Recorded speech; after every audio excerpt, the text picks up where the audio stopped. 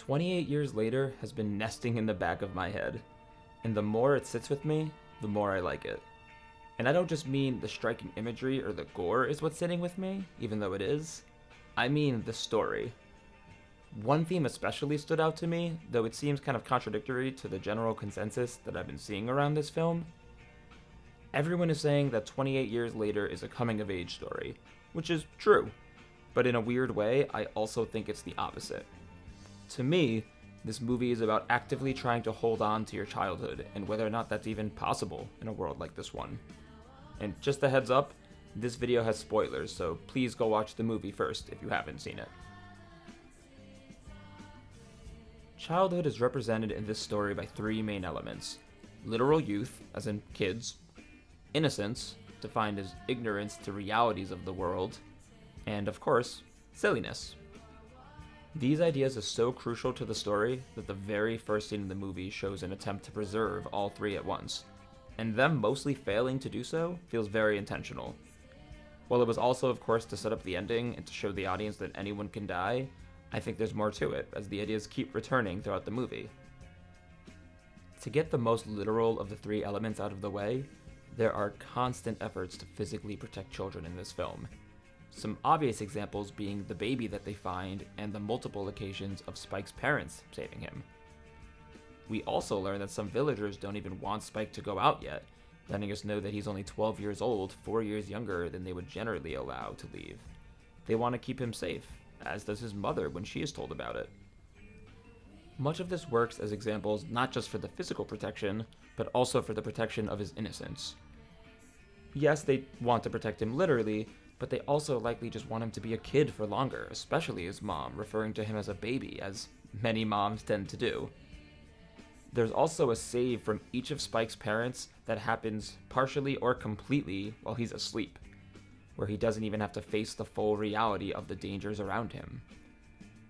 His mother further represents this aspect of childhood, often living moments as her younger self, leading Spike to have to protect her innocence instead.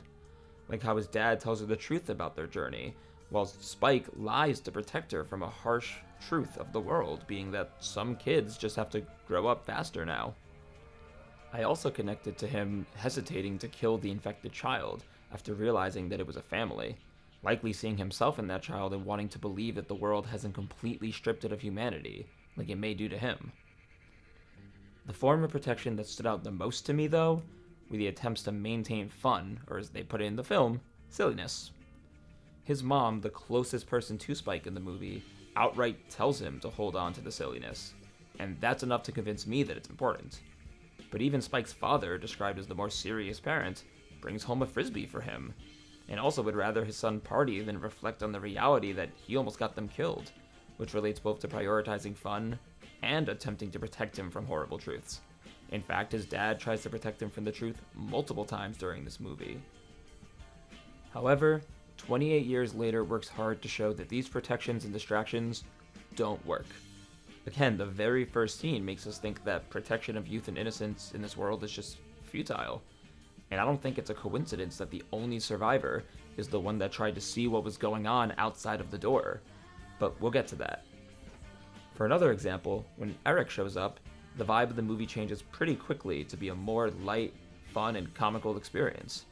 It reminded me of the turning point in 28 Days Later, where their found family goes shopping together, and for a minute, you just forget that we are in a world of infection and death. Instead, you could sit and enjoy jokes and growing character dynamics. But here, it's pretty short-lived, as Eric abruptly gets his head ripped off by the Alpha, briskly returning us to the darker tone. His mother's death was the ultimate and final shutdown of fun. Not only did the person who encouraged him to be silly die, but we also learned that it was inevitable. That even in the regular world, the chances of survival were really slim. Spike learned that this world is harsh and has no room for silliness to distract from it. It's grow up or perish. After this, Spike ventures out into the world to explore and to grow up. He leaves the baby at his home not just to protect the child, but also to show that he needed to leave behind the childhood innocence in order to truly grow. A decision that eventually brings Spike seconds away from death, But before he could accept his fate brought on by this unforgiving world, in returns Jimmy in a spectacular fashion. A figure that until this moment is foreshadowed in the background as a dark representation of the evil that this world creates, leaving ominous messages in the aftermath of torture in his wake. But Jimmy is nothing like we would expect. Oh, and if you don't know who he's based on in real life, we'll get to that in a minute. But for anyone unfamiliar with the character's inspiration, the Jimmy Gang just feels like a purposeful yank into a new, fun fantasy movie for the last 2 minutes or so. They burst in with a Kill Bill Power Rangers sense of whimsy and absurdity, and they have a grand old silly time killing the infected. Spike is seeing for the first time that he may not need to leave silliness behind to survive. Jimmy learned as a child that first day that you can't be shielded from this world. Distractions of silliness did not protect the other children, and his father told him to embrace rapture rather than keep his head down. Up until this final scene, the movie, and my own script for this video, has treated childhood as a barrier to survival, and all three aspects of childhood to be correlated. As you grow and see the true world, the silliness is just automatically lost. However, over the years, Jimmy clearly embraced this world, not as an antithesis to silliness and fun, but as a new canvas to express it on. He and his gang found a way to hold on to that childlike sense of joy that felt reminiscent of Peter Pan and his Lost Boys. And that's the vibe I expect from the sequel, with Spike learning to maintain his grandfather's and mother's silliness by seeing that you don't have to grow up to survive. You can maintain childlike wonder even in this world. And with that, it would seem like Bone Temple is going to be a fun time. Until you Google this movie and learn who Jimmy is really meant to be, if you didn't know already.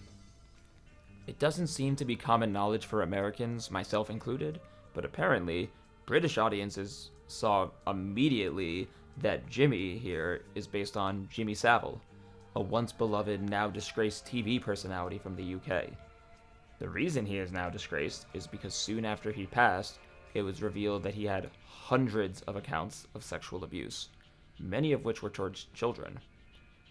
This is disturbing in and of itself, but even more so after having been looking at this film through the lens of preserving childhood, as sexual trauma in children is known to both stunt and accelerate developments in maturity. So the inclusion of a person like Savile in a movie like this truly changes everything. I still expect the coming sequel to allow Spike to explore his new world through a childlike wonder of the Lost Boys, but now I suspect that their fun is actually going to dip into the depravity of A Clockwork Orange, and that he may be learning a much darker lesson by the end of the trilogy. Honestly, part of me wishes I never even found this out. Knowing this information as an audience member led me to a way less optimistic prediction for the next movie compared to how I walked out of the theater. But would ignorance of the disgusting reality have been better?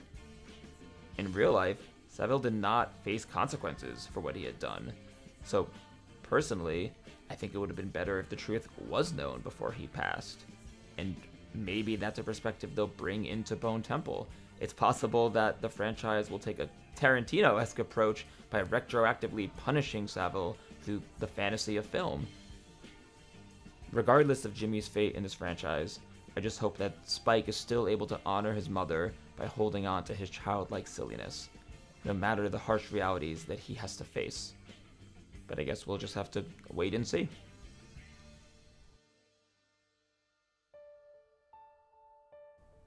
Until then, I hope I've given you something to think about. Do you think Spike will maintain his childlike wonder, or is this world of zombies and predators going to rip that from him? I'm personally hoping for the former. But if you enjoyed hearing my perspective and want more of this, subscribe, and also check out my other analysis on Avatar: The Last Airbender, which, ironically, is also about holding on to a core aspect of yourself in a hardened world, which does now make me think that I'm probably projecting, but whatever. I also play music if that interests you. So let me know your thoughts on my perspective and of the movie in general in the comments, and thank you for watching.